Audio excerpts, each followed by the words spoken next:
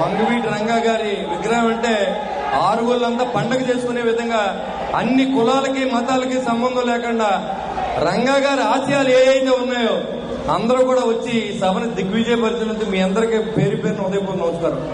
ఆ రోజు ఆయన బలుగు బలహీన వర్గాల కోసం ఎన్నో పోరాటాలు చేసి సెంటర్ స్థాయి నుంచి ఎదిగి భారతదేశంలోనే ఆయన మరణాన్ని ఎవరో మర్చిపోని విధంగా మరి ఈ ప్రజలు గుర్తించిన విషయం మీకు తెలుసు. ఆయన నాకు ప్రాణ రక్షణ కల్పించండి అని నిరాహార దీక్ష చేసిన సమయంలో కొంతమంది నాయకులు మరి అతన్ని ప్రభుత్వంతోనే చంపించిన సందర్భం మీ అందరికీ తెలుసు. అలాంటి నాయకుడు మనకు లేకపోవడం చాలా మంది బడుగు బలహీన వర్గాలకి ఆశాజనకంగా లేకుండా చాలా ఇబ్బందులు పడుతున్న పరిస్థితి.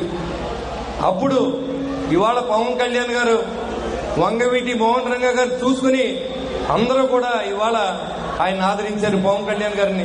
ఎందుకంటే ఆ మరో పవన్ కళ్యాణ్ మరో వంగవీటి రంగాగా మరి ఇక్కడ జనం అందరూ కూడా ఆరాధించి మొన్న ఎలక్షన్ లో మీరందరూ గెలవడానికి కానీ మరి అందరూ కూడా మీరందరూ ఓట్లు వేయడానికి కానీ కారణం వంగవీటి మోహన్ రంగా గారు ఆ రోజు చేసిన బీజం.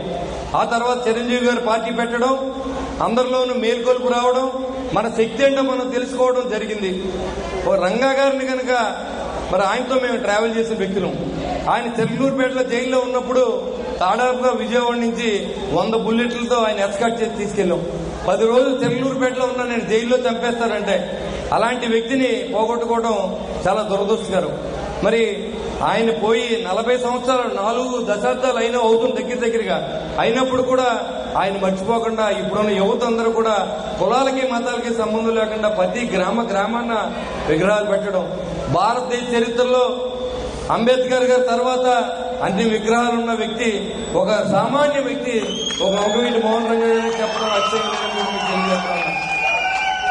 మరి అలాంటి వ్యక్తి విగ్రహావిష్కరణ చేసే అవకాశం నాకు అన్నగారు లాంటి వ్యక్తి.